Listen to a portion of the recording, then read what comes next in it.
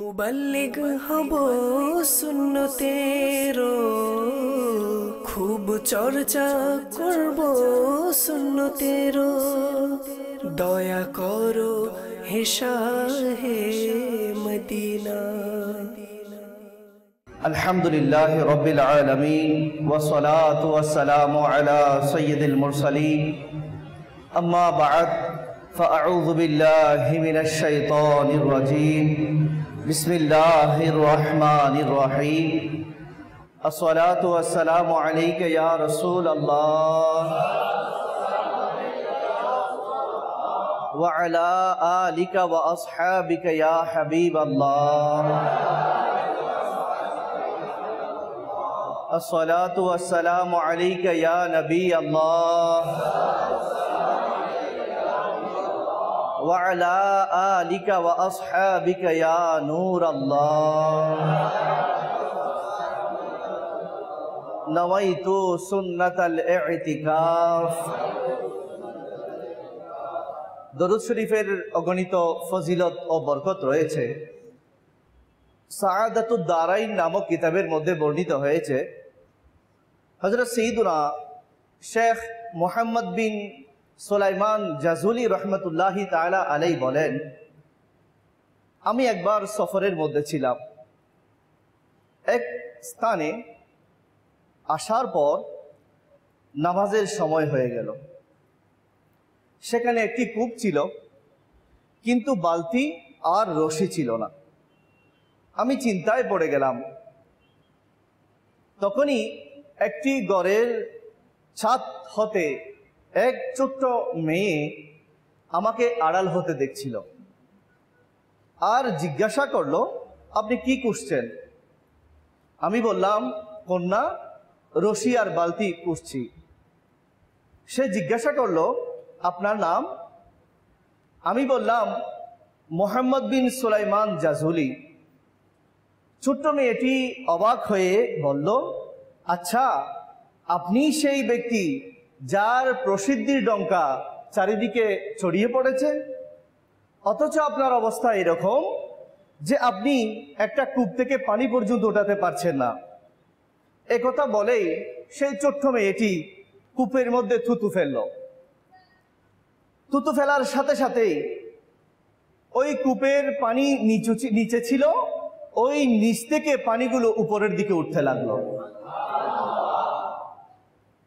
আর পানি একদম কূপের উপরের কিনারা পর্যন্ত পৌঁছে গেল। তখন হযরত সাইয়্যিদুনা সুলাইমান জাজুলি রহমতুল্লাহি তাআলা আলাইহি উযু করলেন। উযু করার পর সেই ছোট্ট মেয়েটিকে বললেন, কন্যা, তুমি সত্য করে বলো, এই অসাধারণ ক্ষমতা যে তুমি থুতু ফেলার সাথে সাথে কূপের নিচ থেকে পানি অটোমেটিক্যালি উপরের দিকে আসতে লাগলো, এই অসাধারণ ক্ষমতা তুমি কিভাবে লাভ করেছো? তখন সেই ছোট্ট মেয়েটি বলল যে আমি বেশি বেশি আমাদের প্রিয় নবী হুজুর নূর সাল্লাল্লাহু তাআলা আলাইহি ওয়া আলিহি ওয়াসাল্লামের প্রতি দুরূদ শরীফ পাঠ করে থাকি। এই অতিরিক্ত এবং বেশি বেশি দুরূদ শরীফ পাঠের কারণে আমার আল্লাহ তাআলা আমাকে এই ক্ষমতা দান করেছেন। তখন সুলাইমান জাজুলি রহমতুল্লাহি তাআলা আলাইহি বললেন যে ওই ছোট্ট মেয়েটির কথা শুনে আমি খুবই প্রভাবিত হলাম আর সেখানেই নিয়ত করে নিলাম, সংকল্প করে নিলাম যে আমিও দুরূদ শরীফের ফজিলতের উপর একটা কিতাব লিখব। অতঃপর তিনি এর পরবর্তীতে দুরূদ শরীফের একটা কিতাব লিখলেন, যেটার নাম হচ্ছে দালাইলুল খায়রাত। প্রিয় ইসলামী ভাইয়েরা, আমরা এই ঘটনা থেকে এটাই জানতে পারলাম যে যারা দুরূদ শরীফ পাঠ করে আল্লাহ তাআলা দুনিয়া এবং আখিরাতে তাদেরকে অনেক ক্ষমতা এবং মর্যাদা দান করেন। আসুন আমরাও নিয়ত করে নিই যে ইনশাআল্লাহ আজ্জা ওয়া জাল আমরাও আমাদের প্রিয় নবী হুজুর নূর সাল্লাল্লাহু তাআলা আলাইহি ওয়া আলিহি ওয়াসাল্লামের প্রতি বেশি বেশি দুরূদ শরীফ পড়ব ইনশাআল্লাহ। আসুন একবার বরকত লাভের নিয়তে দুরূদ শরীফ পড়ি। সাল্লু আলাল হাবিব সাল্লাল্লাহু তাআলা আলা মুহাম্মদ সাল্লাল্লাহু আলাইহি ওয়া আলিহি ওয়াসাল্লাম। প্রিয় ইসলামী ভাইয়েরা, এবং মাদানী চ্যানেলের দর্শক শ্রোতা, আসুন আমরা বয়ান শুরু করার পূর্বে ভালো ভালো কিছু নিয়ত করে নিই যে আমার প্রিয় নবী সাল্লাল্লাহু তাআলা আলাইহি ওয়াসাল্লাম ইরশাদ করেছেন,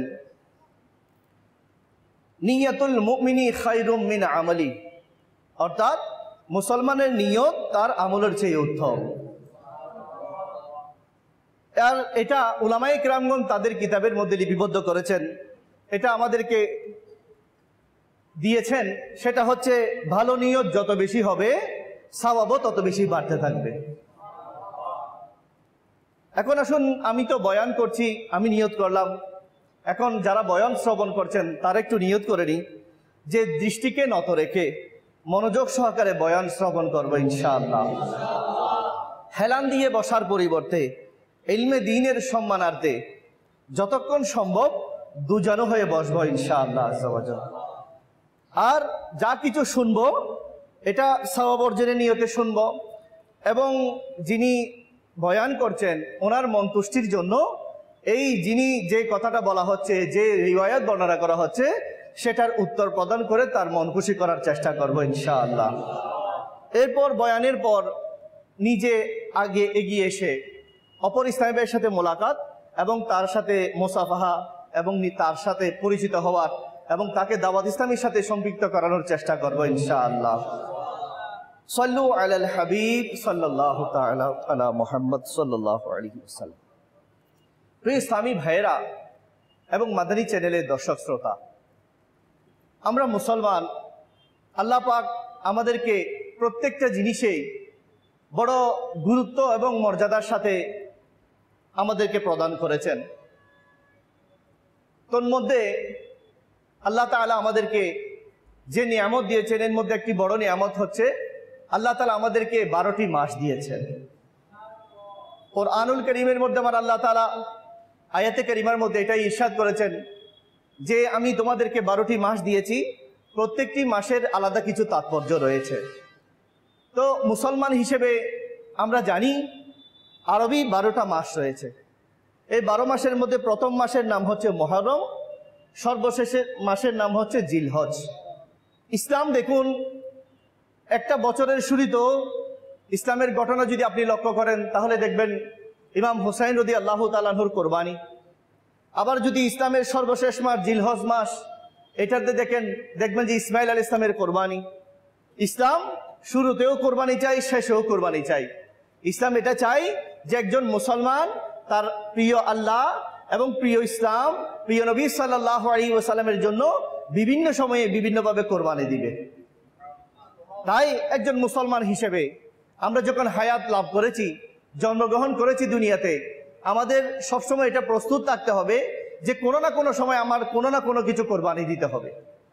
এবং বিশেষ করে আল্লাহ পাক তার প্রিয় হাবিব সাল্লাল্লাহু আলাইহি ওয়াসাল্লাম এবং আমরা ইসলামের জন্য আমাদের কোরবানি, এটা আমরা আমাদের পূর্ববর্তী বুজুর্গদের কাছ থেকে শুনেছি। আজকে যারা এখানে উপস্থিত হয়েছেন, আসুন প্রিয় ইসলামী ভাইয়েরা এবং মাদানী চ্যানেলের দর্শক শ্রোতা, আমরা আজকে ইনশাআল্লাহ আজ্জা ওয়া জাল মুহররমের সম্পর্কে কিছু আলোচনা শোনার সৌভাগ্য লাভ করব। যে মুহররম যখন আমাদের কাছে আসে, এটা এমনি আসে না, এটা আমাদেরকে অনেক কিছু করার জন্য অনেক কিছু ইশারা দেয়। ওই মুহররমের মধ্যে কোনো ব্যক্তি যদি ইবাদত করে তার কি ফজিলত রয়েছে, এবং আমার প্রিয় নবী সাল্লাল্লাহু আলাইহি ওয়াসাল্লাম এই মুহররমের মধ্যে মুসলমানদের জন্য, উম্মতের জন্য কি মেসেজ দিয়েছেন, সেটাও আমরা ইনশাআল্লাহ শোনার সৌভাগ্য লাভ করবো ইনশাআল্লাহ আজ্জা ওয়া জাল।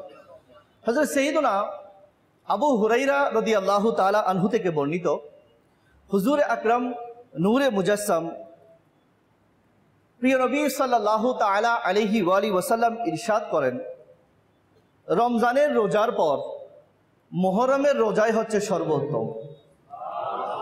রমজানের 30 ফরজ রোজার পর নফল রোজার মধ্যে সর্বোত্তম রোজা হচ্ছে মুহররমের রোজা।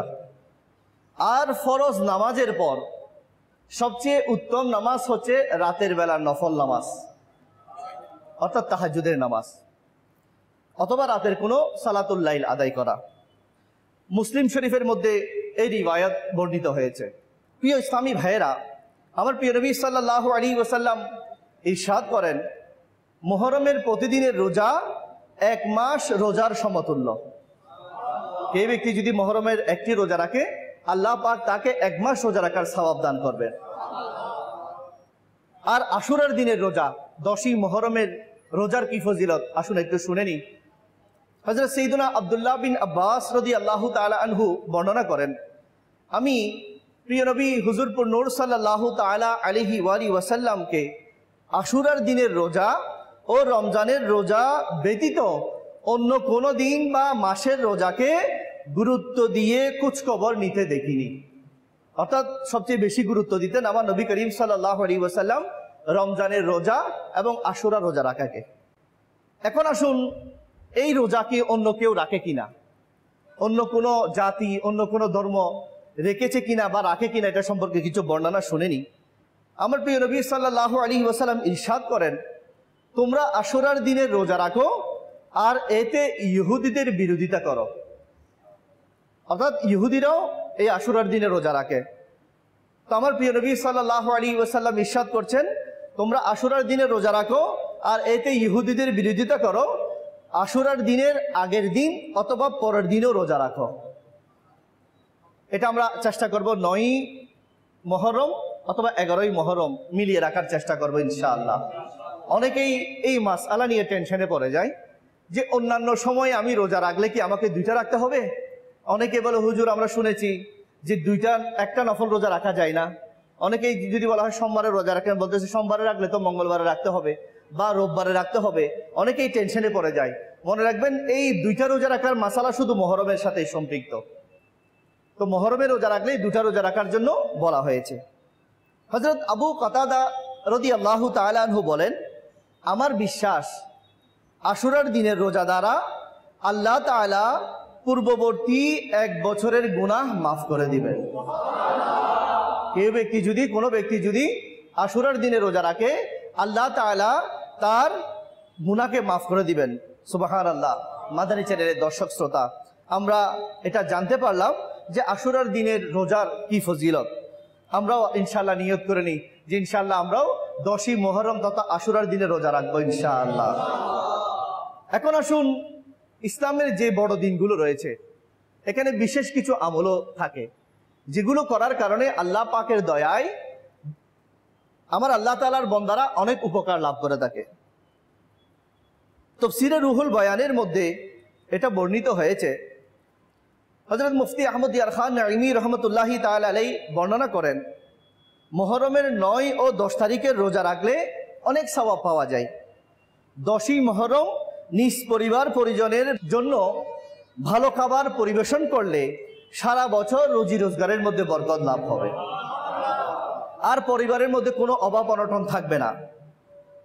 তো উনি পরামর্শ দিচ্ছেন, উত্তম হচ্ছে খিচুড়ি রান্না করে তা হযরত সাইয়্যিদুনা ইমাম হোসেন রাদিয়াল্লাহু তাআলা আনহু সহ যত শুহাদায়ে কারবালা রয়েছেন ওদের জন্য আপনি ফাতিহা দিয়ে সেই খিচুড়ি পরিবারের সদস্যদের মধ্যে খাবারের ব্যবস্থা করে দেন। এরপর উনি আরো পরামর্শ দিচ্ছেন, যদি সম্ভব হয় 10ই মুহররমের দিন আপনি গোসল করুন। সারা বছর রোগ ব্যাধি থেকে আল্লাহ তাআলা আপনাকে নিরাপত্তা দান করবেন। কেননা সেই দিন জমজমের পানি পৃথিবীর পানির সাথে মিশিয়ে দেওয়া হয়, যার কারণে জমজমের পানি এমনিও তো শিফা। তো জমজমের পানি যেহেতু পৃথিবীর পানির সাথে মিশে যায়, সেই জন্য এই দিন যারা গোসল করবে আল্লাহ তাআলা তাদেরকে সমস্ত বলা মুসিবত এবং রোগ ব্যাধি থেকে নিরাপদ রাখবেন। আমার প্রিয় নবী সাল্লাল্লাহু আলাইহি ওয়াসাল্লাম ইরশাদ করেছেন, যে ব্যক্তি আশুরের দিন ইসমত নামক সুরমা নিজ চোখে লাগাবে। মুসলমান এখন সুরমার সুন্নত থেকে মাহরুম হচ্ছে, বঞ্চিত হচ্ছে। সুরমা অনেকেই দিতে চায় না। অনেকেই বলে যে সুরমা দিলে আমার ভয় লাগে, সুরমা দিলে মৃত্যুর কথা স্মরণ হয়। মুসলমান এখন এমন অলস এবং উদাসীন হয়ে গিয়েছি, একটা কাজ করলে মৃত্যুর কথা স্মরণ হয়, সে কারণে কাজটাও বন্ধ করে দিচ্ছে। আর তখনকার সময়ে মুসলমানরা আল্লাহওয়ালারা মৃত্যুকে স্মরণ করার জন্য মৃত্যুর আলোচনা নিয়ে বয়ান শুনতেন। এখন আমরা মৃত্যুর আলোচনা আসবে, মৃত্যুর স্মরণ আসবে, সেই জন্য আমরা এখন ওই জিনিসগুলো, যেমন আগরবাতি অনেকেই জ্বালায় না, বলতেছে আগরবাতি জ্বালালে মৃত্যুর কথা স্মরণ হয়, মৃতদের পাশে এটা জ্বালানো হয়। অনেকেই সুরমা দেয় না, বলে মৃত ব্যক্তিকে সুরমা দিতে দেখেছি, আমি সুরমা দিলে কি হয় কি না কি হয়, হঠাৎ যদি এই সুরমা দেওয়া অবস্থা আমি দুনিয়া থেকে চলে যেতে হয়। সেই জন্য মনে রাখবেন, কোনো কিছু বই করে আপনি সুন্নত বাদ দিলে ওই জিনিসটা আপনার মৃত্যু কোনোদিন দূরবর্তী চলে যাবে না। আপনার মৃত্যু যেদিন হওয়ার সেদিন চলে আসবে। কেননা আমার আল্লাহ তাআলা কোরআনুল কারীমের মধ্যে বিভিন্ন আয়াত দ্বারা এটা ইরশাদ করেছেন যে যখনই তোমার দুনিয়া থেকে যাওয়ার সময় আসবে, 1 সেকেন্ড আগেও হবে না, 1 সেকেন্ড পরেও হবে না, জাস্ট টাইমেই তোমার জান কবজ করা হবে, তোমাকে পরকালের দিকে আল্লাহ তাআলার দিকে ফিরে যেতে হবে। তো আমার প্রিয় নবী সাল্লাল্লাহু আলাইহি ওয়াসাল্লাম এটা ইরশাদ করেছেন, যে ব্যক্তি আশুরার দিন ইসমত নামক সুরমা নিজ চোখে লাগাবে, তার চোখে কখনো রোগাক্রান্ত হবে না, কোনো অসুখ হবে না, কোনো রোগ হবে না। আমরা আসুন নিয়ত করে নিই যে ইনশাআল্লাহ আজ্জা ওয়া জাল আমরা আশুরার দিন একে তো গোসল করব, রোজা রাখবো এবং সুরমা দিয়ে আমাদের চোখকে সুন্নত পালন করার একটা ব্যবস্থা করে দেবো ইনশাআল্লাহ আজ্জা ওয়া জাল। আল্লাহ তাআলা আমাদেরকে তৌফিক দান করুক। মাদানী চ্যানেলের দর্শক শ্রোতা, এখন আসুন আমরা আশুরার দিনের কিছু বৈশিষ্ট্য ফজিলত শুনে নিই, যে আশুরা এমন কি দিন যেই দিনে এত বেশি ফজিলত পাওয়া যাচ্ছে, এটা কেমন দিন। এভাবে রিওয়ায়াতের মধ্যে এসেছে যে 10ই মুহররমের দিন, আশুরার দিন, হযরত সাইয়্যিদুনা আদম আলাইহিস সালাম এর তওবা কবুল হয়েছিল এবং সেই দিনেই তাকে সৃষ্টি করা হয়েছিল। আদম আলাইহিস সালামের সৃষ্টি হয়েছিল 10ই মুহররম, আর এই 10ই মুহররমের দিন আদম আলাইহিস সালামের তওবা কবুল হয়েছিল। এরপর এই 10ই মুহররমের দিনেই তাকে জান্নাতে প্রবেশ করানো হয়েছিল। সেই 10ই মুহররমের দিনেই আরশ, কুরসি, আসমান, জমিন, সূর্য, চন্দ্র, এই বস্তুগুলো সকল পবিত্র এবং মহান বস্তুগুলো এই 10ই মুহররমের দিনেই আল্লাহ তাআলা সৃষ্টি করেছেন। নক্ষত্র এবং জান্নাতও এই 10ই মুহররমের দিন সৃষ্টি করা হয়েছে। হযরত সাইয়্যিদুনা ইব্রাহিম খলিলুল্লাহ আলা নবিয়ানা ওয়া আলাইহিস সালাতু ওয়াস সালামের জন্ম এই 10ই মুহররমের দিনেই হয়েছিল। এভাবে দেখা যায় ইসলামের অনেক ঘটনা এই 10ই মুহররমের দিন হয়েছিল। এভাবে বলা হচ্ছে নমরুদের অগ্নিকাণ্ড থেকে আল্লাহ তাআলা ইব্রাহিম আলাইহিস সালামকে 10ই মুহররমের দিনই মুক্তি দিয়েছিলেন। এভাবে হযরত সাইয়্যিদুনা মূসা কালিমুল্লাহ আলা নবিয়ানা ওয়া আলাইহিস সালাতু ওয়াস সালাম এবং তার উম্মতরা ফিরাউনের কবল থেকে মুক্তি পেয়েছিলেন এবং ফিরাউন ও তার সম্প্রদায়ের লোকেরা এই ধ্বংস হয়ে গিয়েছিল এই 10ই মুহররমের দিন। আরো বলা হচ্ছে এই দিন হযরত ঈসা আলাইহিস সালামকে সৃষ্টি করা হয়েছিল। এই দিন তাকে আসমানে উত্তোলন করা হয়েছে। সাথে সাথে হযরত সাইয়্যিদুনা নূহ আলাইহিস সালামের কিস্তি জুদি পাহাড়ে গিয়ে এই দিনেই থেমেছিল। হযরত সুলাইমান আলাইহিস সালামকে এই 10ই মুহররমের দিন বিশাল সাম্রাজ্য দান করা হয়েছিল। আর ইউনুস আলাইহিস সালামকে এই দিনেই মাছের পেট থেকে আল্লাহ তাআলা উদ্ধার করেছিলেন।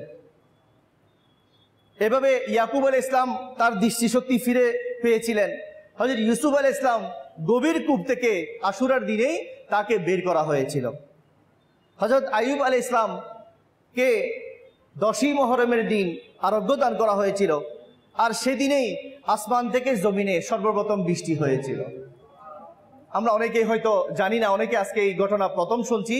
আমাদের কাছ থেকে কেউ যদি জিজ্ঞেস করে পৃথিবীর সর্বপ্রথম বৃষ্টি কোন তারিখে হয়েছে, হয়তো আমরা অনেকেই এটা বলতে পারতাম না। আজকে জানলাম যে সর্বপ্রথম বৃষ্টি হয়েছে 10ই মুহররমের দিন। এবং এই দিনেই আমাদের সাইয়্যিদুনা ইমাম আলী মাকাম ইমাম হোসেন রাদিয়াল্লাহু তাআলা আনহু তার পরিবার সহ কারবালার প্রান্তরে নির্মমভাবে শাহাদাতের সুধা পান করেছিলেন। ইমাম হোসেন রাদিয়াল্লাহু তাআলা আনহু আমার প্রিয় নবী সাল্লাল্লাহু আলাইহি ওয়াসাল্লামের প্রিয় ছিলেন। একবার আমার নবী করিম সাল্লাল্লাহু আলাইহি ওয়াসাল্লাম মা ফাতেমা জাহরা রাদিয়াল্লাহু তাআলা আনহার ঘরের পাশ দিয়ে যাচ্ছিলেন। হঠাৎ শুনতে পেলেন কান্নার আওয়াজ। আমার নবী করিম সাল্লাল্লাহু আলাইহি ওয়াসাল্লাম আসলেন, এসে ফাতেমা রাদিয়াল্লাহু তাআলা আনহাকে ডাকলেন, হে ফাতেমা এদিকে আসো। ফাতেমা রাদিয়াল্লাহু তাআলা আসলেন, আমার নবী করিম সাল্লাল্লাহু আলাইহি ওয়াসাল্লাম জিজ্ঞাসা করলেন, হে ফাতেমা, তোমার ঘর থেকে কান্নার আওয়াজ আসতেছে, আমার মনে হচ্ছে আমার ইমাম হাসান এবং হোসাইন, আমার দুই কলিজার টুকরা কান্না করতেছে। তখন ফাতেমা জাহরা রাদিয়াল্লাহু তাআলা আনহা বললেন, হ্যাঁ আব্বাজান, তারা অনেকক্ষণ ধরে একটা জিনিসের জন্য কান্নাকাটি করছিল, তো তাদেরকে আমি কোনোভাবে থামাতে পারছিলাম না। তখন আমার প্রিয় নবী সাল্লাল্লাহু আলাইহি ওয়াসাল্লাম ইরশাদ করলেন, হে ফাতেমা, তুমি আমার হাসান এবং হোসাইন রাদিয়াল্লাহু তাআলা আনহুমাকে কান্না করিও না, কেননা তারা ছোট হলেও তারা যখন কান্না করে আমি প্রিয় নবীর কাছে এটা কোনোদিন পছন্দ না, এটা ভালো লাগে না। আমার ইমাম হাসান এবং হোসাইন যখন কান্না করে আমি নবীর কলিজার টুকরো হওয়ার কারণে আমার অন্তরের মধ্যে তাদের এই কান্নার কারণে ব্যথা অনুভব হয়। কেমন মহব্বত! ছোট বাচ্চা কান্না করতেছে, ইমাম হাসান এবং হোসাইন রাদিয়াল্লাহু তাআলা আনহুমা, আমার প্রিয় নবী সাল্লাল্লাহু আলাইহি ওয়াসাল্লামের সহ্য হচ্ছে না। একবার আমার নবী করিম সাল্লাল্লাহু আলাইহি ওয়াসাল্লাম, এটা রিওয়ায়াতের মধ্যে রয়েছে, আমার প্রিয় নবী সাল্লাল্লাহু আলাইহি ওয়াসাল্লাম ঘরের মধ্যে আসলেন, দেখতেছেন হাসান এবং হোসাইন রাদিয়াল্লাহু তাআলা আনহুমা কান্নাকাটি করছেন। আমার প্রিয় নবী সাল্লাল্লাহু আলাইহি ওয়াসাল্লাম জিজ্ঞেস করলেন, হে ফাতেমা, কেন কান্নাকাটি করতেছে? বলতেছে, আব্বাজান, ঘরের মধ্যে পানির কোনো ব্যবস্থা নাই, পানি আনতে গিয়েছে, পানি শেষ হয়ে গিয়েছে। তখনকার আরব মরুভূমি হওয়ার কারণে পানি খুবই কষ্টের বিনিময়ে অর্জিত হতো, পানি আনার জন্য গিয়েছে। আমার প্রিয় নবী সাল্লাল্লাহু আলাইহি ওয়াসাল্লামের সাথে কয়েকজন সাহাবী ছিল। আমার নবী করিম সাল্লাল্লাহু আলাইহি ওয়াসাল্লাম জিজ্ঞাসা করলেন, তোমাদের কারো কাছে কি পানি আছে? তখন সবাই দেখলো পানি নেই। আমার নবী করিম সাল্লাল্লাহু আলাইহি ওয়াসাল্লাম দেখলেন ইমাম হাসান এবং হোসাইন এভাবে কান্নাকাটি করতেছে। আমার নবী তাদেরকে শান্ত করার জন্য আর দেরি করলেন না, নিজের জিহ্বা মোবারকটা হাসান এবং হোসাইন রাদিয়াল্লাহু তাআলা আনহুমার মুখের মধ্যে ঢুকিয়ে দিলেন, যাতে শান্ত হয়ে যায়। এবং এটাই আবারও ইরশাদ করলেন, হে ফাতেমা, এটা মনে রাখিও, যখন হাসান এবং হোসাইন কান্না করে তখন আমি নবী হয়ে, আল্লাহ তাআলা পালনকর্তা হয়ে এটা কোনোদিন পছন্দ করেন না যে হাসান এবং হোসাইন দুনিয়ার মধ্যে কান্না করবে। কেমন পবিত্র সত্তা ছিলেন ইমাম হাসান এবং হোসাইন রাদিয়াল্লাহু তাআলা আনহুমা! ওনাদেরকে আল্লাহ তাআলা কেমন মহব্বত করতেন, আল্লাহ তাআলা আমার প্রিয় নবী সাল্লাল্লাহু আলাইহি ওয়াসাল্লাম কেমন মহব্বত করতেন। সাহাবায়ে কেরাম বলতেন যে আমরা দেখেছি আমার প্রিয় নবী সাল্লাল্লাহু আলাইহি ওয়াসাল্লাম মেহরাবের মধ্যে জুমার নামাজ আদায়ের জন্য খুতবা দিচ্ছিলেন, হঠাৎ দেখতে পেলাম হাসান এবং হোসাইন আসতেছে। আমার নবী করিম সাল্লাল্লাহু আলাইহি ওয়াসাল্লাম মিম্বর শরীফ থেকে নিচে নেমে গেলেন, হাসান রাদিয়াল্লাহু তাআলা আনহুকে ডান পাশে বসালেন, হোসাইন রাদিয়াল্লাহু তাআলা আনহুকে বাম পাশে বসালেন। এক সাহাবী বলল, ইয়া রাসূলুল্লাহ সাল্লাল্লাহু আলাইহি ওয়াসাল্লাম, আপনি তো এইভাবে নামাজের মধ্যে খুতবার মধ্যে কাউকে এইভাবে প্রাধান্য দেন না। তখন আমার প্রিয় নবী সাল্লাল্লাহু আলাইহি ওয়াসাল্লাম ইরশাদ করলেন, হে আমার সাহাবীরা, মনে রেখো হাসান এবং হোসাইন হচ্ছে জান্নাতি যুবকদের সরদার, আর তাদেরকে যারা মহব্বত করবে আল্লাহ তাআলাও তাদেরকে মহব্বত করবে। ওই হাসান এবং হোসাইন রাদিয়াল্লাহু তাআলা আনহুমা এমন ভাবে আল্লাহ তাআলার প্রিয় ছিলেন, কলিজার টুকরা ছিলেন। একবার রিওয়ায়াতের মধ্যে এসেছে হযরত সাইয়্যিদুনা আলী রাদিয়াল্লাহু তাআলা আনহু এবং ওমর ফারুক রাদিয়াল্লাহু তাআলা আনহু পাশাপাশি ছিলেন। আমার নবী করিম সাল্লাল্লাহু আলাইহি ওয়াসাল্লাম তাদেরকে বুকের সাথে জড়িয়ে নিলেন, এভাবে তাদের থেকে ঘ্রাণ নিতে শুরু করলেন। তখন আরেকজন সাহাবী বলল, ইয়া রাসূলুল্লাহ, আপনি শিশুদের কাছ থেকে ঘ্রাণ নিচ্ছেন, সুঘ্রাণ নিচ্ছেন। তো আমার প্রিয় নবী সাল্লাল্লাহু আলাইহি ওয়াসাল্লাম ইরশাদ করলেন, আমি কেন ঘ্রাণ নিব না? আমার হাসান এবং হোসাইন হচ্ছে জান্নাতের বাগানের ফুল। তো ফুল থেকে তো স্বাভাবিক মানুষ ঘ্রাণই নেয়, তো আমি জান্নাতি ফুল থেকে কেন সুঘ্রাণ নিব না? তো যাকে আমার আল্লাহ তাআলা যাদেরকে জান্নাতি বাগানের ফুল বলেছেন, ওই হাসান এবং হোসাইন রাদিয়াল্লাহু তাআলা আনহুমা, ওনারা সারা জীবন এটা চেষ্টা করেছেন যেন আমার নবীর এই দ্বীন ইসলাম এবং আমার নবীর সুন্নাতটা বাস্তবায়ন হয়ে যায়। আমার ইমাম হাসান রাদিয়াল্লাহু তাআলা আনহুর অসংখ্য কারামত কিতাবের মধ্যে এসেছে। একটা কারামত আত-তাবাকাতুল কুবরা নামক কিতাবের মধ্যে এসেছে যে হযরত সাইয়্যিদুনা ইমাম হোসাইন রাদিয়াল্লাহু তাআলা আনহু মদিনা শরীফ থেকে মক্কা শরীফের দিকে যাত্রা করলেন। প্রতিমধ্যে হযরত সাইয়্যিদুনা ইবনে মতি রাহমাতুল্লাহি তাআলা আলাইহি এর সাথে তাদের সাক্ষাৎ হলো।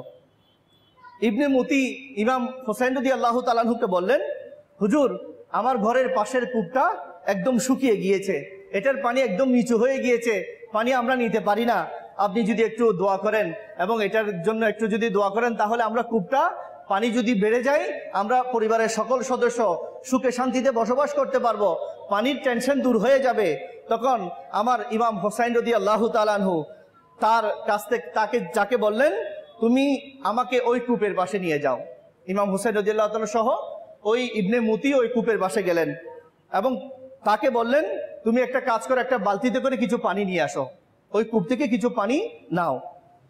আমার ইমাম হোসাইন রাদিয়াল্লাহু তাআলার সামনে পানি আনা হলো। তিনি ওই পানিতে মুখ লাগালেন, ওনার মুখ মোবারক লাগালেন। এটা এমন মুখ মোবারক যেকে আমার নবী করিম সাল্লাল্লাহু আলাইহি ওয়াসাল্লাম অসংখ্যবার চুম্বন করেছেন। এটা এমন মুখ মোবারক যেটাতে আমার নবী করিম সাল্লাল্লাহু আলাইহি ওয়াসাল্লাম অসংখ্যবার চুম্বন করেছেন। আমার নবী করিম সাল্লাল্লাহু আলাইহি ওয়াসাল্লাম যেখানে চুম্বন করেন সেটা এমন হয়ে যায় যে আপনারা একটু অনুমান করুন হাজারে আসওয়াদের কথা। হাজারে আসওয়াদ আজকে এত দামি হলো কেন? হাজিরা ওখানে গেলে লাফালাফি করতেছে, দৌড়াদৌড়ি করতেছে, মানুষকে এভাবে মূল্যায়ন করতেছে। কারণ কি? ওই হাজারে আসওয়াদে আমার নবীর চোট মোবারক লেগেছে। এই জন্যই তোমার আল ফারুক রাদিয়াল্লাহু তাআলা আনহু চমৎকার বলেছেন, হে হাজারে আসওয়াদ, তোমাকে আমি এত চুম্বন করতাম না, এত সম্মান করতাম না, যদি না দেখতাম আমার নবী করিম সাল্লাল্লাহু আলাইহি ওয়াসাল্লাম তোমাকে চুম্বন করেছেন। অর্থাৎ আমার নবী করিম সাল্লাল্লাহু আলাইহি ওয়াসাল্লাম তোমাকে সম্মান করার কারণে, চুম্বন করার কারণে আমিও সম্মান করছি। কেননা আমার নবী এটা ইরশাদ করেছেন, যে ব্যক্তি হাজারে আসওয়াদকে চুম্বন করবে, হাজারে আসওয়াদ তার থেকে গুনাহ নিয়ে নিবে এবং কাল কিয়ামতের ময়দানে হাজারে আসওয়াদ তার জন্য সুপারিশ করবে এবং ওই ব্যক্তিকে আল্লাহ তাআলা জান্নাতে প্রবেশ করিয়ে দিবেন। একটা পাথরের যদি এই অবস্থা হয়, একটা পাথরকে চুম্বন করলে যদি এরকম দয়া হয়, আর আমার ইমাম হুসাইন রাদিয়াল্লাহু তাআলা আনহুকে আমার নবী চুম্বন করেছেন, মহব্বত করেছেন, আমার ইমাম হুসাইন রাদিয়াল্লাহু তাআলা আনহুর মহব্বত এবং ওনার বিষয়টা কিরকম হবে একটু অনুমান করার দরকার। আমার ইমাম হুসাইন রাদিয়াল্লাহু তাআলা আনহু এভাবে মুখ মোবারক লাগালেন, লাগিয়ে একটু পানি মুখে নিলেন আর একটু কুলি করলেন, আর ওই বালতির অবশিষ্ট পানি যেগুলো ছিল বললেন এগুলো নিয়ে তুমি কূপের মধ্যে ঢেলে দাও। ইবনে মতি রহমতুল্লাহি তাআলা আলাইহি যখন এই পানি অবশিষ্ট বালতির পানিগুলো কূপের মধ্যে ঢেলে দিলেন, উনি বলতেছেন, আল্লাহর কসম করে বলতেছি, আমি দেখলাম ওই পানিগুলো নিচে পড়ার সাথে সাথে নিচের পানিগুলো অটোমেটিকলি উপরে উঠতে শুরু করেছে। এবং ওই পানি যখন উপরে উঠেছে, পানি বৃদ্ধি পেয়েছে, পানি অনেক পানি হয়ে গিয়েছে, তখন আমি কি করলাম, কিছু পানি নিলাম, যে আমার ওই কূপের পানি তো অনেক দিন নিচে চলে যাওয়ার কারণে, পানি কম হওয়ার কারণে হয়তো এটা লবণাক্ত হয়ে গিয়েছে। তো আমি এটা পান করে দেখলাম, দেখতে পাচ্ছি ওই কূপের পানি আগের চেয়ে আরো বেশি সুমিষ্ট হয়ে গিয়েছে। ইমাম হুসাইন রাদিয়াল্লাহু তাআলা আনহুর মুখ মোবারক লাগার কারণে ওই কূপের পানি, যেটা কূপের পানি শুকিয়ে গিয়েছিল, কূপের পানি নিচে নেমে গিয়েছিল, ওই কূপের পানি এমন উপচে পড়লো, কারো অন্তরে যদি আমার ইমাম হুসাইনের মহব্বত থাকে, ইনশাআল্লাহ আজ্জা ওয়া জাল এটা আশা রাখতে পারি যে ইনশাআল্লাহ ওই ব্যক্তির অন্তরের মধ্যে আল্লাহ তাআলা ঈমানকে জাগিয়ে দিবেন। কেন?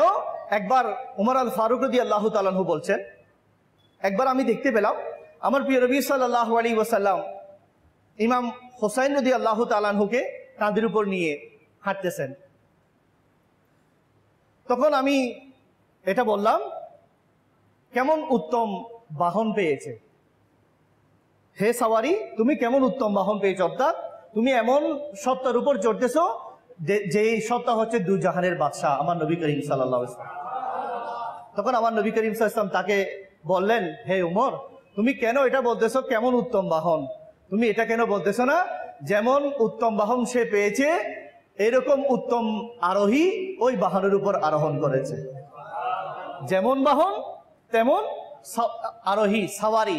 এই জন্যই তো ইমাম হুসাইন রাদিয়াল্লাহু তাআলা আনহু আমার প্রিয় নবী সাল্লাল্লাহু আলাইহি ওয়াসাল্লামের প্রতি আদর্শ বাস্তবায়ন করার জন্য সারা জীবন চেষ্টা করেছেন। শুধু তাই নয়, আমার ইমাম হুসাইন রাদিয়াল্লাহু তাআলা আনহু, ইমাম হাসান রাদিয়াল্লাহু তাআলা আনহু বলছেন, একবার ছোটবেলায় আমি আমার নানা জানের পাশে বসা ছিলাম, আমার নবী করিম সাল্লাল্লাহু আলাইহি ওয়াসাল্লামের পাশে।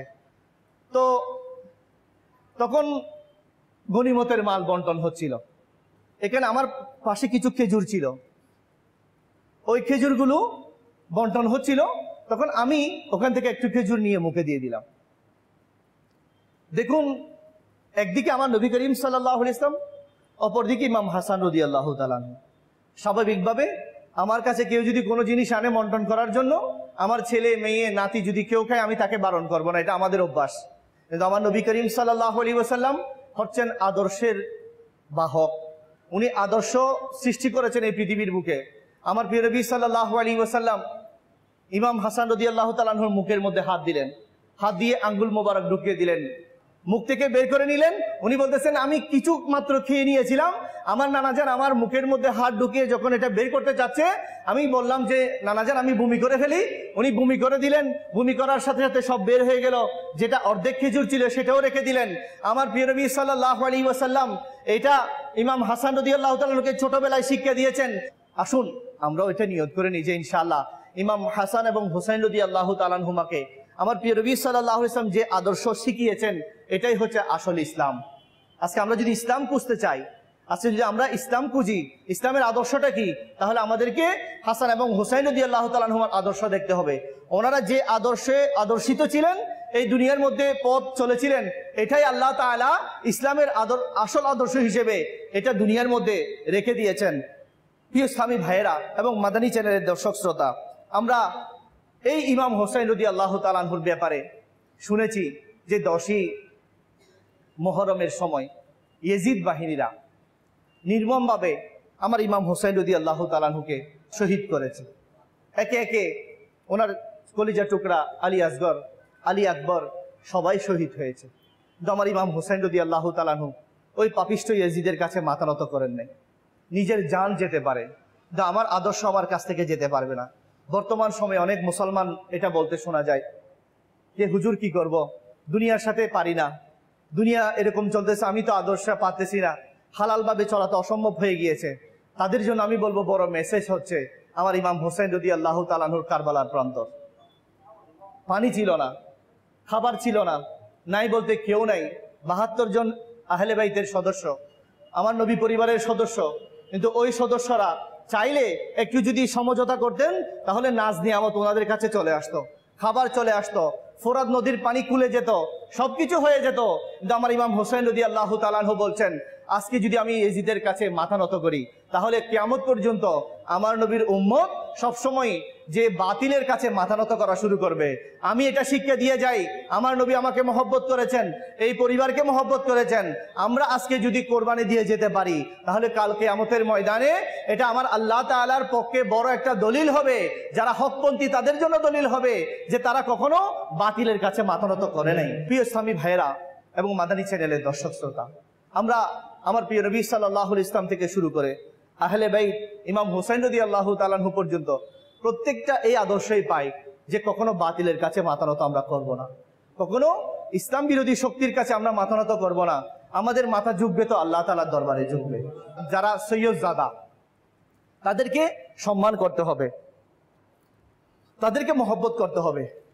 হযরত সাইয়্যিদুনা যায়েদ বিন আরকাম রাদিয়াল্লাহু তাআলা আনহু বলেন, যখন ইয়েজিদ বাহিনীরা হযরত ইমাম হোসেন রাদিয়াল্লাহু তাআলা আনহুর পবিত্র মাথা মোবারক বর্ষার অগ্রভাগে একটা বর্ষার উপর বিদ্ধ করে যখন কুফার অলিতে গলিতে ঘোরাঘুরি করছিল, কেমন নির্মম ইতিহাস।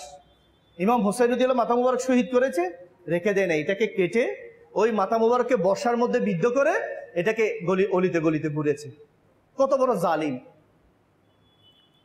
অগ্রভাগে যখন নিয়ে আনন্দ ফুর্তি করে ইয়েজিদ বাহিনীরা আনন্দ ফুর্তি করে বিভিন্ন কুফার অলিতে গলিতে ঘুরছিল, তখন এক ব্যক্তি কোরআন শরীফের একটা আয়াত তিলাওয়াত করছিল। সেটা কি? সূরা কাহফের একটা আয়াত, আম হাসিবতা আন্না আসহাবাল কাহফি ওয়ার রকিমি কানু মিন আয়াতিনা আজাবা। কানজুল ঈমান থেকে অনুবাদ, আপনি কি অবগত হয়েছেন পাহাড়ের গুহা এবং অরণ্যের পাশে অবস্থানকারীরা আমার এক বিস্ময়কর নিদর্শন ছিল। এটা আয়াতের অর্থ। তো ওই ব্যক্তি যখন এটা তিলাওয়াত করছিল তখন আমার ইমাম হোসেন রাদিয়াল্লাহু তাআলা আনহুর ওই মাথা মুবারক থেকে আওয়াজ আসলো যে হে আল্লাহর বান্দা, এটা আরবি ইবারত হচ্ছে আজাবু মিন আসহাবিল কাহফি কতলি ওয়া হামলি, অর্থাৎ হে আল্লাহর বান্দা, তুমি আসহাবে কাহফের ঘটনাকে শুনে এবং পড়ে আশ্চর্য হচ্ছ, এর চেয়েও আশ্চর্যের ঘটনা হচ্ছে আমি ইমাম হোসাইনের শাহাদত, যে নবীর নাতির সাথে তাদের উম্মত নামদারি কতগুলো মানুষ মুসলমান কিরকম খারাপ আচরণ করতেছে, এটাই হচ্ছে আল্লাহর একটা বিস্ময়কর ঘটনা। এটাও তুমি স্মরণ রাখো। কোথেকে আওয়াজ আসতেছে? বর্ষার উপর থেকে, কাটা মাথা মুবারক থেকে, কাটা মাথা মুবারক থেকে আওয়াজ আসতেছে। মনে রাখবেন, যারা আল্লাহ এবং আল্লাহ রসুলের প্রেমে বিভোর হয়ে যায় তাদের শরীর থেকে যদিও অঙ্গ পৃথক হয়ে যায়, কিন্তু তাদের শরীরের মধ্যে আল্লাহ তাআলা একটা প্রাণ দান করেন। এটা ওনাদের কারামত, এটা ওনাদের কারামত। আমার ইমাম হুসাইন রাদিয়াল্লাহু তাআলা মাথা মুবারক যদিও শরীর মুবারক থেকে বিচ্ছিন্ন হয়েছিল, কিন্তু আল্লাহ তাআলা ওই মাথা মুবারকের মধ্যে প্রাণ দিয়ে ওই কুফাবাসীদেরকে এটা শুনিয়ে দিয়েছেন যে তোমরা আমাকে হয়তো জাহিরিভাবে প্রকাশ্যভাবে হত্যা করেছো, কিন্তু তোমরা আমার আদর্শকে হত্যা করতে পারো নাই, তোমরা আমার কারামতকে, আমার ক্ষমতাকে হত্যা করতে পারো নাই। আমি এই অবস্থায়ও আমার আল্লাহ তাআলার কালামে পাক পড়ে আমার নবীর আদর্শকে বাস্তবায়ন করার চেষ্টা করে যাচ্ছি। প্রিয় ইসলামী ভাইরা এবং মাদানী চ্যানেলের দর্শক শ্রোতা, এখান থেকে আমরা একটা মেসেজ পাই, সেটা হচ্ছে এখন আমরা সবাই ইমাম হোসাইন রাদিয়াল্লাহু তাআলা আনহুকে মহব্বত করি। কেন মহব্বত করবো না? এটা আমাদের ইমানের দাবি। উনি আমার আল্লাহ তাআলা এবং আমার প্রিয় নবী সাল্লাল্লাহু আলাইহি ওয়াসাল্লাম আমাদেরকে মহব্বত করার জন্য বলেছেন।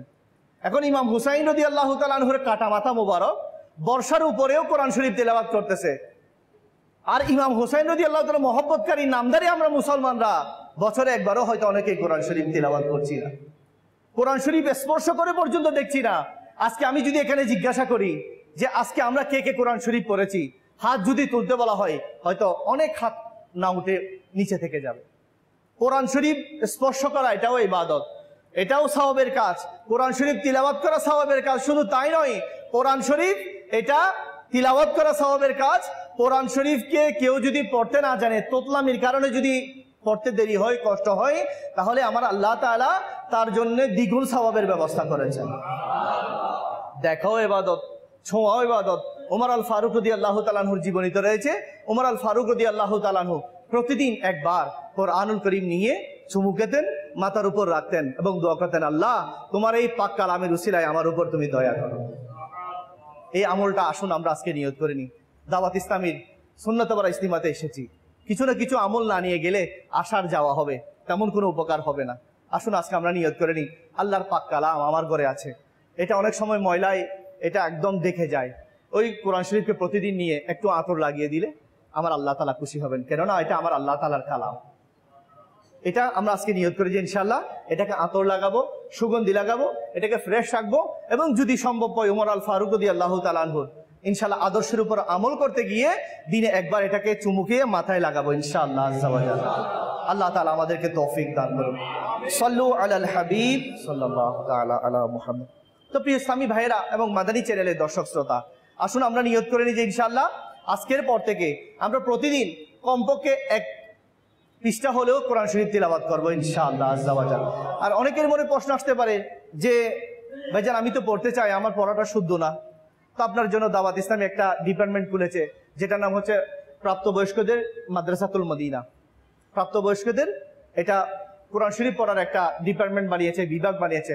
আপনি জিম্মাদারের সাথে যোগাযোগ করে কোরআন শরীফ পড়তে পারেন, শিখতে পারেন।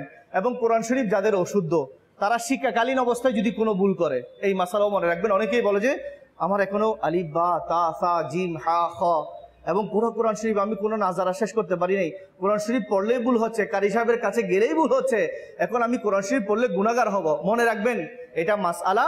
কোরআন শরীফ তিলাওয়াত শিক্ষাকালীন সময়ে আপনি যদি তিলাওয়াত করেন, এর মধ্যে কোনো ভুল হলে এটা আমার আল্লাহ তাআলা মাফ করে দিবেন। একবার আমার ওমর আল ফারুক রাদিয়াল্লাহু তাআলা আনহু সামনে এক ব্যক্তি এসে এভাবে বলল যে অমুক সিরিয়ার বিভিন্ন দেশের বিল্ডিংগুলো অনেক সুন্দর সুন্দর।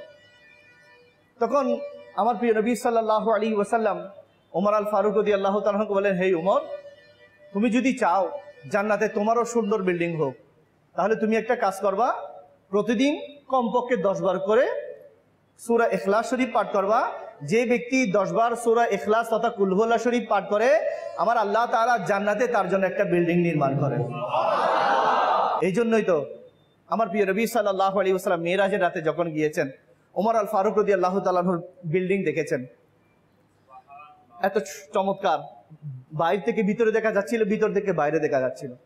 আমার নবী করিম সাল্লাল্লাহু আলাইহি ওয়াসাল্লাম ইরশাদ করতে, হে উমর, তোমার বিল্ডিংটা বড়ই সুন্দর ছিল, আমার একটু ইচ্ছে জেগেছিল আমি যেন এটার ভিতর ঢুকি, এত সুন্দর জান্নাত এর বিল্ডিং। কিন্তু উমর ভালো লাগে নাই, যে উমর এটা মনে হয় ভালো মনে করবে না, সেই জন্য আমি প্রবেশ করি নাই। আমার নবী করিম সাল্লাল্লাহু আলাইহি ওয়াসাল্লাম সেটা বলার পর উমর আল ফারুক রাদিয়াল্লাহু চোখ থেকে পানি ছেড়ে দিলেন, বলতেন, ইয়া রাসূলুল্লাহ, আজকে আমার জান্নাতের বিল্ডিং হচ্ছে, সেটা তো আপনি নবীর উসিলায়, আপনার উপর ঈমান এনেছি বলেই তো আজকে আমার জন্য জান্নাতে বিল্ডিং হচ্ছে। ইয়া রাসূলুল্লাহ, আপনি গেলে তো আমার জান্নাতের জন্য এটা একটা সৌভাগ্য হতো যে আমার জান্নাত এটা আপনার কদম মোবারক পেয়ে এটা সৌভাগ্যশালী হয়ে যেত। তো সাহাবাই কেরাম আলাইহিমুর রিদওয়ানদের জান্নাত আমার নবী মেরাজে দেখে এসেছেন। আমার আর আপনিও যদি একটা পড়ি, ইনশাআল্লাহ আমাদের জন্য জান্নাত ওখানে হবে, বিল্ডিং ওখানে আল্লাহ তাআলা বিল্ডিং করবেন। বিশ্বাস করে যদি করি, আল্লাহ তাআলার দয়া আমাদের উপর হবে। প্রিয় ইসলামী ভাইয়েরা এবং মাদানী চ্যানেলের দর্শক শ্রোতা, আসুন আমরা নিয়ত করে নিই যে ইনশাআল্লাহ আমরা প্রতিদিন বেশি থেকে বেশি কোরআন শরীফ তেলাওয়াত করার চেষ্টা করব ইনশাআল্লাহ। সাল্লু আলাল হাবিব সাল্লাল্লাহু তাআলা আলা মুহাম্মদ সাল্লাল্লাহু আলাইহি ওয়াসাল্লাম। এখন অনেকের মনে প্রশ্ন আসে, ইয়েজিদিরা ধন সম্পদ নিয়ে, ধন সম্পদের লোভে ইমাম হুসাইন রাদিয়াল্লাহু তাআলা আনহু এবং আহলে বাইতের সাথে এরকম আচরণ করেছে, তাদের ধন সম্পদের কি হলো? আমার আমির আহলে সুন্নাত দামাত বরকাতুহুল আলিয়া তার রিসালা ইমাম হুসাইন রাদিয়াল্লাহু তাআলা আনহু কারামতের মধ্যে এটা বর্ণনা করেছেন যে ইয়েজিদিরা অনেকগুলো স্বর্ণ মুদ্রা ইয়েজিদ থেকে নিয়ে গেল ঘরের মধ্যে যখন নিয়ে তারা একটা বক্সের মধ্যে রাখলো। সকালে উঠে দেখতেছে, ওই রাতে গিয়ে রেখেছে, সকালে উঠে দেখতেছে ওই ধন সম্পদ সবগুলো কঙ্কর ইটে পরিণত হয়ে গিয়েছে। তাদের হঠাৎ অনুভূতি আসলো, হায় হায় আমরা কি করলাম, দুনিয়ার সম্পদের লোভে পড়ে নবীর নাতির সাথে এরকম আচরণ করলাম, হাই আখেরাতে তো বরবাদ গেলাম, দুনিয়াতে তো আমাদের কোনো লাভ হলো না, আমাদের ধন সম্পদ সব আজকে কঙ্করে মাটিতে ইটে পরিণত হয়ে গিয়েছে। তাই তারা এটা বুঝতে পেরে অনুতপ্ত হলো। অনুতপ্ত হয়ে এখন তো অনুতপ্ত হয়ে আর কোনো কাজ নাই, এখন কোনো লাভ নাই, এটা তারা বিয়াদবি যা করার করে ফেলেছে, তাদের ব্যাপারে ফয়সালা হয়ে গিয়েছে।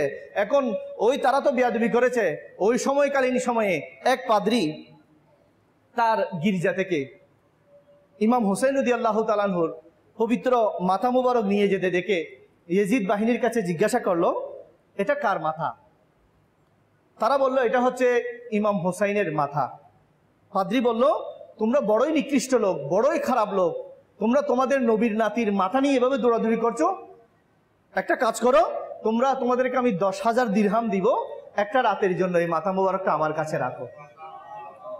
নসিব ভালো হলে কাজও ভালো হয়।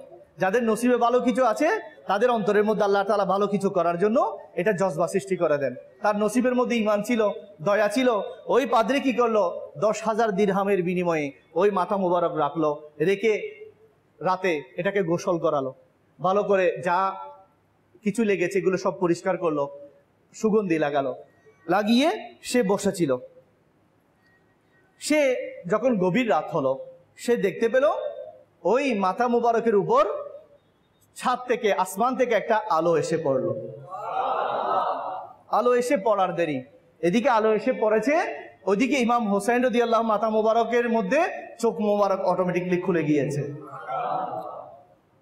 এবং ওই মাথা মুবারক থেকে আওয়াজ আসলো, হে পাদ্রী, তুমি যদিও মুসলমান না, কিন্তু নামদারি মুসলমান আমার সাথে এরূপ আচরণ করেছে, আর তুমি আমার সাথে সুন্দর আচরণ করেছো। আজকে আমি তোমার জন্য আল্লাহর দরবারে দোয়া করছি, আল্লাহ তাআলা তোমাকে মুসলমান বানিয়ে জান্নাতবাসী করুন। সে এই ঘটনা যখন দেখলো, সে সারা রাত কান্না করতে লাগলো। কান্না করে সকালে এসে সে মুসলমান হয়ে গেল এবং তার সমস্ত ধন সম্পদ যা ছিল সবকিছু দ্বীন ইসলামের জন্য ব্যয় করে দিল। একদিকে ইয়েজিদ বাহিনীরা নামদারি মুসলমান হয়ে ইমাম হুসাইন রাদিয়াল্লাহু তাআলা আনহুর মাথা মুবারক নিয়ে নাচানাচি করার কারণে তারা জাহান্নামের হকদার হলো। অন্যদিকে একজন বিধর্মী যে মুসলমানও না, ইমাম হুসাইন রাদিয়াল্লাহু তাআলা মাথা মুবারককে সম্মান করার কারণে তার ঈমান নসিব হলো। সেজন্য বোঝা যাচ্ছে, সবাই যদি আমরা মনে করেন মুসলমান সবাই একরকম হবে না, সবার অন্তরের মধ্যে আল্লাহ রসুলের মহব্বত আহলে বাইতের মহব্বত একই রকম থাকবে না, এটার মধ্যে ভিন্নতা থাকবে। সেই জন্য আমি ফলো করব কাকে, যার অন্তরের মধ্যে আল্লাহ তাআলা, তার প্রিয় রসুল সাল্লাল্লাহু আলাইহি ওয়াসাল্লাম এবং আহলে বাইতের মহব্বত থাকবে। এই জন্য ইমাম হাসান বসরি রাদিয়াল্লাহু তাআলা আনহুর কাছে এক ব্যক্তি জিজ্ঞেস করলো, হুজুর আমি হকপন্থীদেরকে কিভাবে চিনব, কারা আল্লাহর প্রিয় বন্দা, হক বন্দা, সত্য বন্দা কিভাবে চিনব এবং তাদেরকে আমরা কিভাবে বুঝতে পারবো যে এরা হকপন্থী? তখন ইমাম হাসান বসরি রাদিয়াল্লাহু তাআলা আনহু বললেন, এইভাবেই চিনবা যে তারা যখন প্রত্যেক দলে যারা হক দল হবে, তারা যখন তাদের মাহফিল বসাবে, আসর বসাবে, তখন তারা কিছুক্ষণ পর পর আমার প্রিয় নবীর উপর দরুদ শরীফ পড়তে থাকবে এবং তাদের কথাবার্তার মধ্যে আহলে বাইতের প্রতি মহব্বত বের হতে থাকবে। তো বুঝে নিবে যে এরাই হচ্ছে হকপন্থী, এরাই হচ্ছে আল্লাহ তাআলার প্রিয় বান্দা। তাই আমরা সৌভাগ্যক্রমে দাওয়াত ইসলামী এবং আমরা এটা আহলে সুন্নাত ওয়াল জামাতের আকীদা পেয়েছি। তো আমাদের উচিত এই আদর্শ নিজেও ধারণ করা, অন্যের কাছে পৌঁছিয়ে দেওয়া। শুধু আমি কেন এই নিয়ামত পেয়ে বসে থাকবো? আমি আমার আদর্শ দিয়ে, আমার কথাবার্তা দিয়ে, আমার বুঝানি দিয়ে, আমার বিভিন্ন আদর্শ দিয়ে আমি কোরআন এবং সুন্নাত মোতাবেক নিজেকে চালিয়ে আমি আরো 10 জনকে যদি আনতে পারি, আরো 100 জনকে যদি আনতে পারি, আরো 500 জনকে যদি আনতে পারি, এটা কাল কিয়ামতের ময়দানে আমি আর আপনি জান্নাতে যাওয়ার একটা মাধ্যম হবে। সেজন্য ইনশাআল্লাহ আমরা নিয়ত করে নিই যে ইনশাআল্লাহ আগামী ইস্তিমাতে আমরা একা আসবো না, আমরা ইনশাআল্লাহ কমপক্ষে 3 জন ইসলামী ভাইকে নিয়ে আসবো ইনশাআল্লাহ। আল্লাহ তাআলা আমরা যা শুনেছি তার উপর আমল করার, মাদানী ইনামত তথা নেক কাজ, যেটাকে এখন নতুন নাম দেওয়া হয়েছে নেক কাজ, এই নেক কাজের উপর আমল করার এবং কাফেলায় সফর করার আল্লাহ পাক আমাদেরকে তৌফিক দান করুক। ইনশাআল্লাহ মাদানী চ্যানেল দেখতে থাকুন। আল্লাহ তাআলা আমাদের সবাইকে ইলমে দ্বীন প্রচার প্রসার করার এবং ইলমে দ্বীনকে অন্যের কাছে পৌঁছিয়ে দিয়ে এটাকে সার্বিকভাবে প্রসার করার তৌফিক দান করুন। সাল্লু আলাল হাবিব সাল্লাল্লাহু তাআলা আলা মুহাম্মদ সাল্লাল্লাহু মুবাল্লিগ হব সুন্নতের, খুব চর্চা করব সুন্নতের। দয়া করো হে শাহে মদিনা।